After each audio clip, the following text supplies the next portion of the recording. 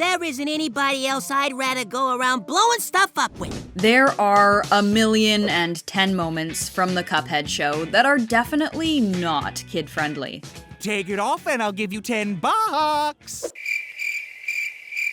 Cursing, dirty jokes, violence, and homages to old tropes that were better left buried. We're looking at all the terrible moments kids might not have understood. Number 1. We're starting off this thing with a bang. While the Cuphead show is rated 7+, we can't help but feel that age is low, and here's why.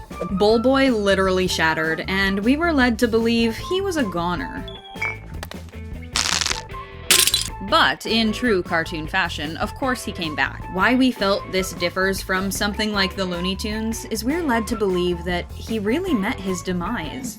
Number 2. Does the shady piano teacher deserve what's coming? While this is an age-old trope, dropping pianos on characters with these malicious intentions are usually not seen in children's shows these days. Mugman tried to drop the piano on his brother Cuphead. Of course, his teacher takes the brunt of the damage after stealing Cuphead's song and spotlight.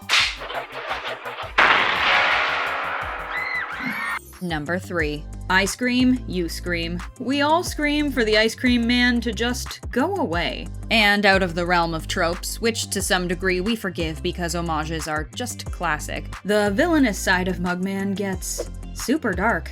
This ends now! He tries to take out the ice cream man for playing his ice cream music too loud. Then it's implied that the ice cream man wants to run Mugman over. Of course, in comedic fashion, that turns out to be a twist for comedy's sake, but we are still left to believe it, even if just for a moment. Number 4. Poor Elder Kettle just isn't shiny anymore. It's time to donate him. Misunderstanding the scenario of the boys mourning a dying worm, Elder Kettle thinks they want to put him out of his misery and bury him in the yard. We'll make it quick and painless. Number 5. Kitchen shears are handy sometimes. They're just one of the many weapons in this show. After being dropped by his music teacher, Mugman feels a deep-seated desire to destroy the talent of his brother. Cuphead can't play in the recital if he doesn't have any hands! Number 6. The devil incinerated a bunch of demons. You can't tell us that's kid-friendly.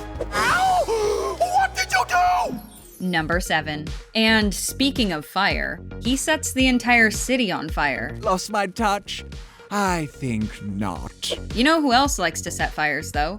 Elder Kettle, who is an arsonist. Doesn't sound like a children's show when you phrase it like that, huh? There are some baby pics we would like to burn too, Elder Kettle. Number 8. Impossible isn't the word for it. So when Cuphead finds himself a new brother, he and Bowlboy literally drown themselves for fun and then ride on top of a train. Yes, we did see this in Aladdin, at least the drowning part, but something about it just screams not for kids. Number 9. The Cuphead show is far more than just violent. It's also downright creepy. Between the Baroness and Chalice's ghostly scare, there's lots that can freak kids out. However, one moment in particular wins the cake. Elder Kettle becomes the Grudge.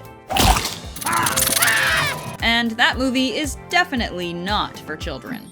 Number 10. Sometimes just the language of the characters is foul enough. From antiquated curse words that slipped off the radar to dark analogies, Cuphead is definitely throwing a bone to an older audience. Our chances of survival are slim to none, and Slim just drowned. Winter is a merciless killer. Well, you don't have to be such a... Number 11. Stabby things can be spotted in nearly every episode. There's a colorful array of weapons in the show. From kitchen shears to ice cream cones to pitchforks to explosives and makeshift cannons, the show's full of violence. Number 12. The morality of the characters is one huge factor of the Cuphead show that sets it apart from other children's shows. There's no good moral character. Mugman is the closest this show comes, but that's out of his own cowardice. The characters are cruel, vindictive, thieving bullies. While moments of goodness shine through in the characters from time to time, they're still all seriously awful, and that's part of the show's charm. Number 13. Our parents didn't listen when we told them vegetables were bad. One seriously obvious moment from season 1 that was not meant for children was the raging party the vegetables threw.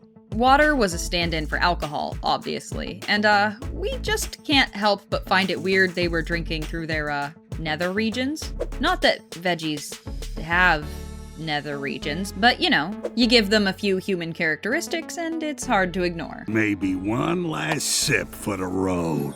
Number 14. This saucy number was definitely not made for kids. There's a moment where Mugman tries to seduce the German rat by dressing his hand up like Swiss cheese.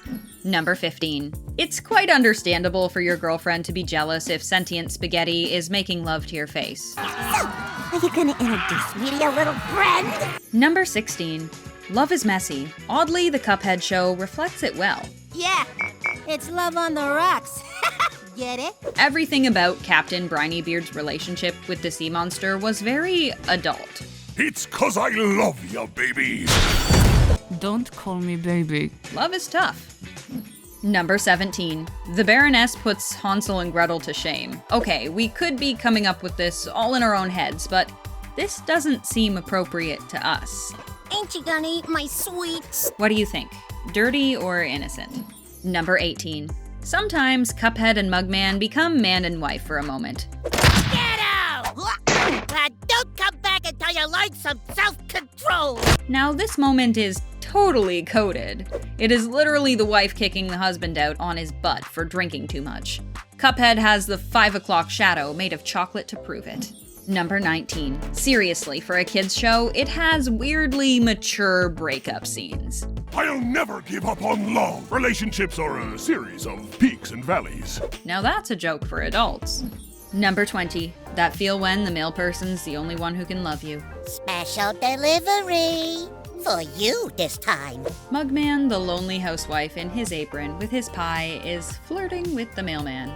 No thank you, here's your mail. Number 21. This twin trope can be burned. Where's Elder Kettle when you need him? Sal Spud and the Heirloom sisters are embracing another one, guys. Sal is trying to get with a set of twin tomatoes. Naughty, naughty. Number 22. And now for the episode that's title is shamelessly ripping off the Looney Tunes. That's all, folks. The episode Rats All Folks is really leaning into replicating anti-war propaganda, with a German rat going toe-to-toe with the retired war vet Elder Kettle. This propaganda was popular among cartoonists during the war. That included Disney's Donald Duck. Well. Which will it be? Your precious cottage? Or your precious cups?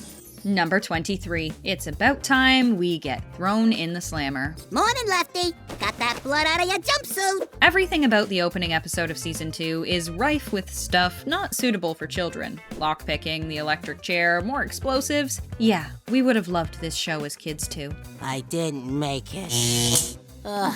Number 24. In the episode where Bowlboy is trying to seem like a daredevil, we don't think it's a coincidence that his nickname Bowlsy sounds a lot like something else.